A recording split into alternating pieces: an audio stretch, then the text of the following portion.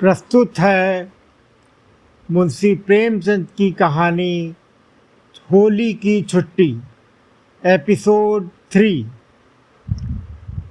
इसमें जो है मास्टर साहब अपने घर जाने के लिए निकल चुके हैं होली को छुट्टी में, और वो रास्ते उनकी ट्रेन छूट जाती है और वो पैदल चलने लगते हैं। नदी पार करते हैं और पैदल चल रहे हैं।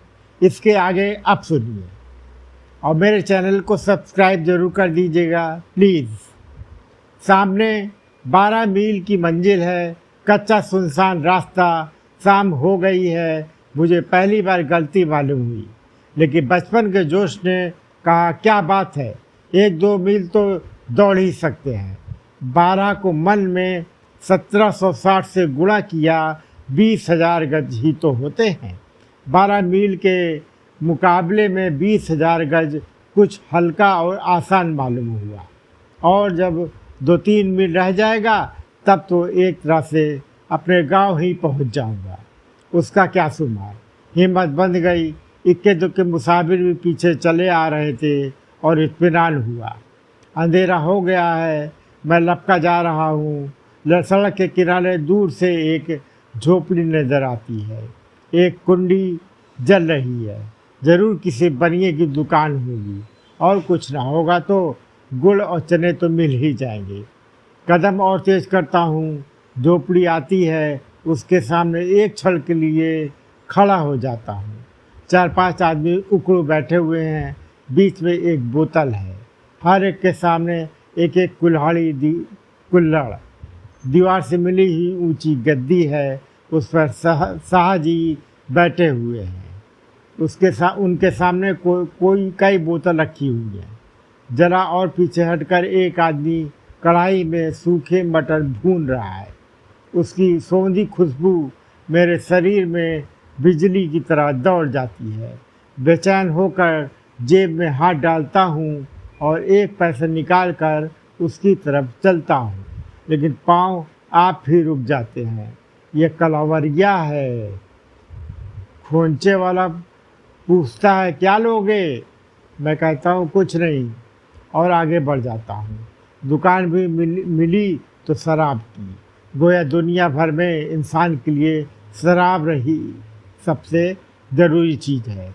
यह सब आदमी धोबी और चमार होंगे, दूसरा कौन शराब पीता है देहात में। मगर वह मटर का आकर्षक सौदापन मेरा पीछा कर रहा है, और मैं भागा जा रहा हूँ। किताबों की पोटली दी का जंजाल हो गई है। ऐसी इच्छा होती है इसे यहीं सड़क पर पटक दूँ। उसका वजन मुश्किल से 5 सेर होगा, मगर इस वक्त मुझे मन भर से ज़्यादा मालूम हो रही है। शरीर में कमजोरी महसूस हो रही है। पूर्णमासी का चांद पेड़ों के ऊपर जा बैठा है और पत्तियों के बीच से ज़मीन की तरफ झांक रहा है। मैं बिल्कुल अकेला जा रहा हूँ, मगर दर्द बिल्कुल नहीं है। भूख की सारी चेतना को दबा रखा है और खुद उस पर हावी हो गया है। आहा, यह गुड़ की खुशबू कहाँ से आई। कहीं ताज़ा गुड़ पक रहा है। कोई गांव करीब ही होगा।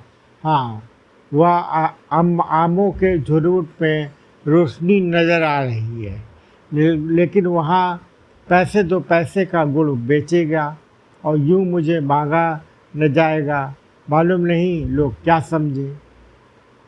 आगे बढ़ता हूँ, मगर जवान से लाल टपक रही है। गुड़ से मुझे बड़ा प्रेम है। जब किसी चीज़ की दुकान खोलने की सोचता था तो वह हलवाई की दुकान होती थी। बिक्री हो या ना हो, मिठाइयाँ तो खाने को मिलेंगी। हलवाइयों को देखो, मारे मोटापे के हिल नहीं सकते, लेकिन वह बेवकूफ़ होते हैं। आराम तलबी के मारे तोड़ निकाल लेते हैं। मैं कसरत करता रहूँगा, मगर गुड़ की वह धीरज की परीक्षा लेने वाली, भूख को तेज करने वाली खुशबू बराबर आ रही है।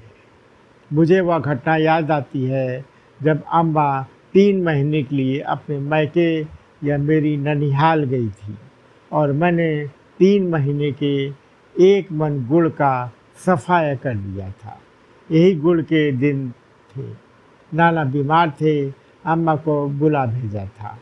मेरा इम्तहान पास था, इसलिए मैं उनके साथ ना जा सका था। मुन्नू को लेती गई। जाते वक्त उन्होंने एक मन गुड़ लेकर उस मटके में रखा और उसके मुंह पर सकोरा रखकर मिट्टी से बंद कर दिया।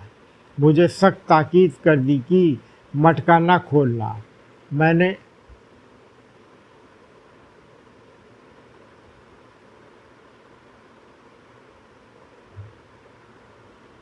मेरे लिए थोड़ा सा गुड़ एक हांडी में रख दिया था। यह हांडी मैंने एक हफ्ते में सफा चट कर दी। सुबह को दूध के साथ गुड़, रात को फिर दूध के साथ गुड़, यहाँ तक कि जायज़ खर्च था जिस पर अम्मा को भी कोई एतराज़ ना हो सकता। मगर स्कूल से बार बार पानी पीने के बहाने घर आता और दो एक पिंडियाँ निकाल कर खा लेता। उसकी बजट पे कहाँ गुंजाइश थी। अब मुझे गुड़ का कुछ ऐसा चस्का पड़ गया कि हर वक्त वही नशा सवार रहता। मेरे घर में आना गुड़ के सिर सामत आना था। एक हफ्ते में हांडी ने जवाब दे दिया, मगर मटका खोलने की सख्त मनाही थी और अम्मा के ध्वज स्वर आने आने में अभी पौने 3 महीने बाकी थे। एक दिन तो मैंने बड़ी मुश्किल से जैसे तैसे सब्र किया, लेकिन दूसरी दिन एक आह के साथ सब्र जाता रहा और मटके को बंद कर दिया और संकल्प कर लिया कि इस हांडी को 3 महीने चलाऊंगा। चले या न चले, मैं चलाए जाऊंगा। मटके को वह 7 मंजिल समझूंगा जिस रुस्तम भी ना खोल सका। मैंने मटके की पिंडियों को कुछ इस तरह कैंची लगा कर रखा जैसे बाज दुकानदार दिया सलाई की डिब्बियाँ भर देते हैं। एक हांडी गुड़ खाली हो जाने पर भी मटका मुँह भरा था। अम्मा को पता ही चलेगा, सवाल जवाब की नौबत कैसे आएगी। मगर दिल और जान में वह खींचतान शुरू हुई कि क्या कहूँ, और हर बार जीत जवान की ही होती। या 2 अंगुल की जीभ दिल जैसे सहजोर पहलवान को नचा रही थी, जैसे मदारी बंदर को नचाए उसको जो आकाश में उड़ता है और 7वें आसमान के मंसूबे बांधता है और अपने जोन में फरजौन को भी कुछ नहीं समझता।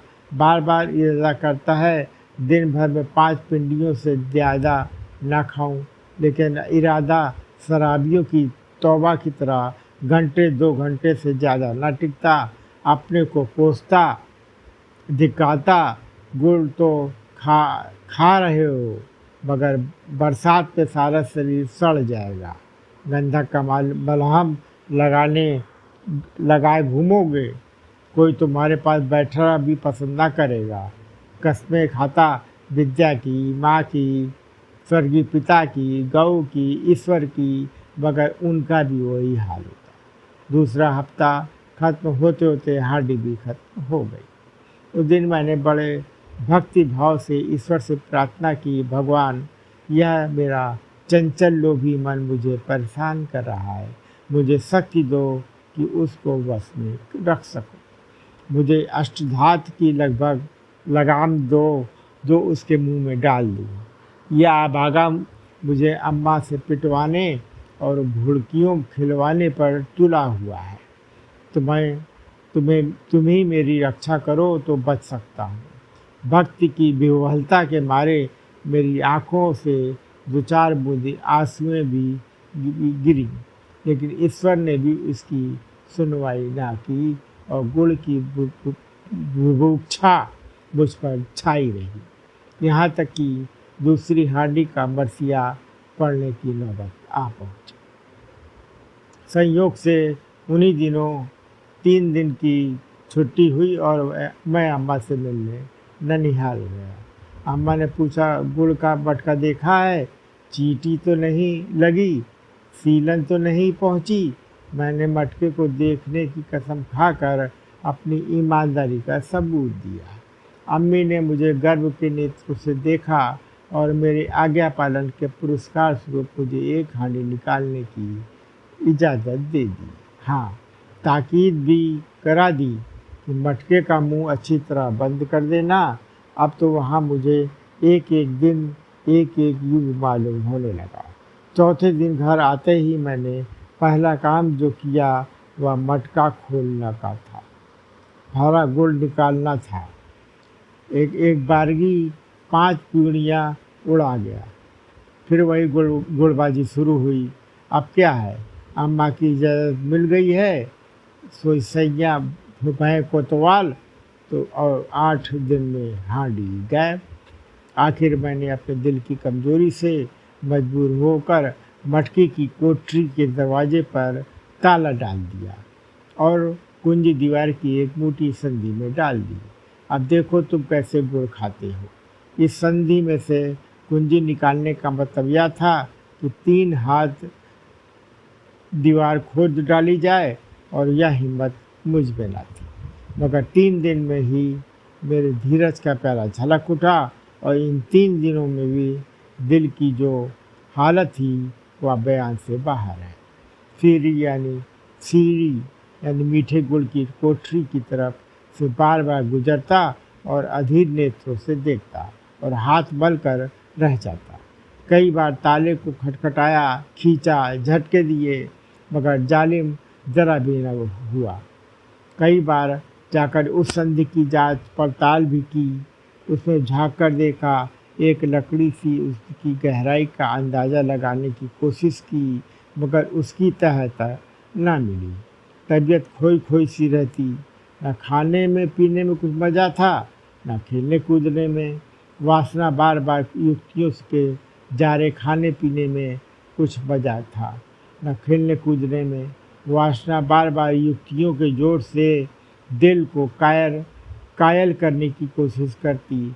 आखिर गुड़ और किस मजू की दवा है। मैं उसे फेंक तो देता नहीं, खाता ही तो हूँ। क्या आज खाया और क्या 1 महीने बाद खाया, इसमें क्या फ़र्क है। अम्मा ने मनाही की है बेशक, लेकिन उन्हें मुझे एक उचित काम से अलग रखने का क्या हक है। अगर वह आज कहें खेलने मत जाओ या पेड़ मत चढ़ो या तालाब में तैरने मत जाओ या चिड़ियों के लिए कंपा मत लगाओ, तितलियां मत पकड़ो, तो क्या मैं मान लेता हूँ। आखिर चौथे दिन वासना की जीत हुई। मैंने तड़के उठकर एक कुदाल लेकर दीवार खोदना शुरू कर दिया। संधि थी ही, खोदने में ज़्यादा देर न लगी।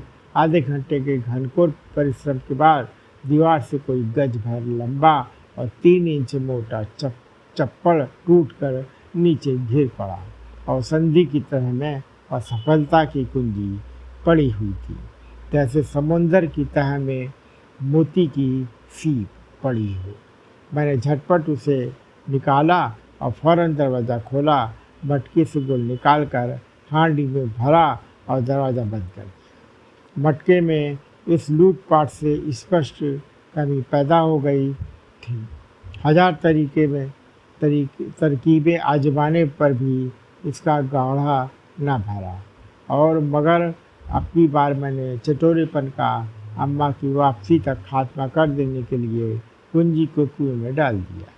किस्सा लंबा है। मैंने कैसे ताला को तोड़ा, कैसे गुड़ निकाला और मटका खाली हो जाने में कैसे फोड़ा और उसके टुकड़े रात को कुएं में फेंके, और अम्मी आई तो मैंने कैसे रो रो कर उनके चुटके से मटके के चोरी जाने की कहानी कही।